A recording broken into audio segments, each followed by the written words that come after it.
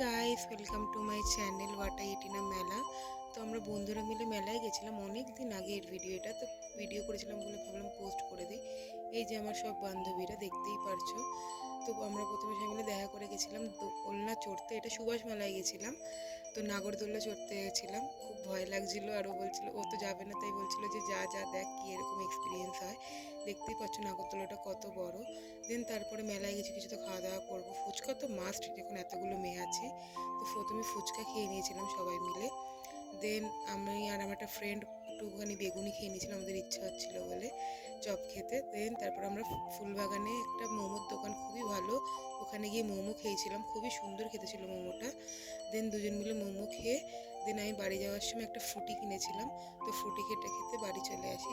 তো thanks for watching, please like, comment, share and subscribe. আরও অনেক নতুন নতুন ভিডিও আসছে।